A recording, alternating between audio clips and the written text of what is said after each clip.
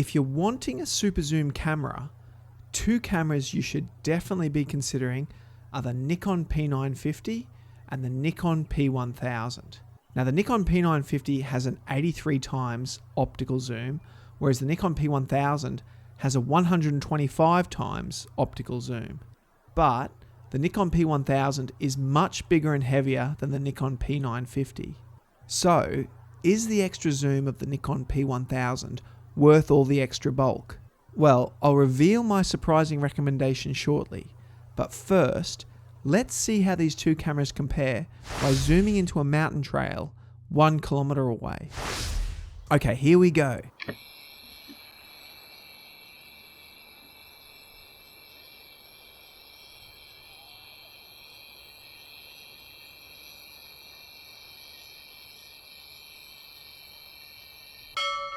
Okay, so this is the maximum optical zoom of the Nikon P950. Now remember, we're filming this from 1 kilometer away, which is 0.6 of a mile. Okay, so how much better is the Nikon P1000? Well, let's find out. Here we go. Okay, so this is the maximum optical zoom of the Nikon P1000. Let's go back to the maximum optical zoom of the Nikon P950. So there's certainly a visible difference between the two lenses, but is it as much as you expected? The Nikon P950 lens has a range of 24 to 2000 millimeters. Okay, let's once again go back to the maximum optical zoom of the Nikon P1000. The Nikon P1000 lens has a range of 24 to 3000 millimeters. So when fully zoomed out, both cameras have an identical field of view. But when fully zoomed in, the P1000 is a 3000 millimeter lens, whereas the P950 is a 2000 millimeter lens. But again, is the difference really that significant? I actually don't think so, but let me know in the comments what you think. Okay, let's go back to the Nikon P950 again.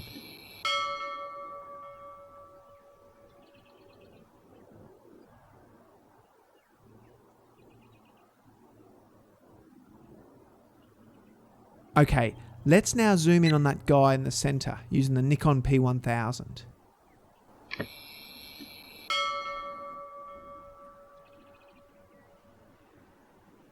So with the P1000 at maximum optical zoom, you can clearly see he's holding a phone and possibly taking like a panoramic photo or video. Let's see if we can still see his phone with the Nikon P950.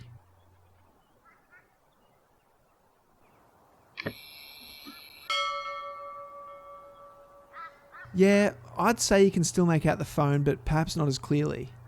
Now I should point out that I'm filming all this video on a sturdy tripod. Both cameras have very good optical stabilization, so at maximum zoom you can film handheld, but it would be much harder to hold position and accurately compare the two cameras. Okay, so we're back at the maximum optical zoom of the Nikon P950.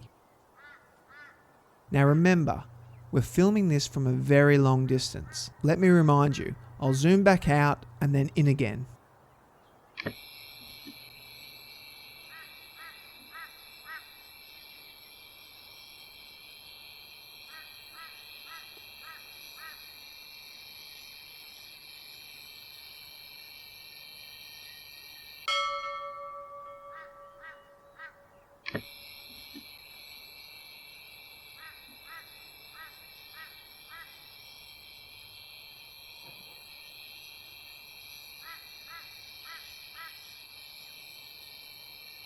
Okay, so what's my thoughts and recommendations? Well, this might surprise a few because I absolutely love my Nikon P1000.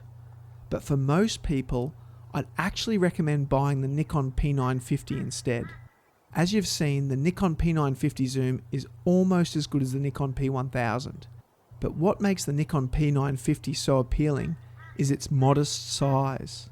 The Nikon P950 is much smaller and lighter than the Nikon P1000, so it's far easier to carry around and won't draw unwanted attention as it looks like a normal consumer camera.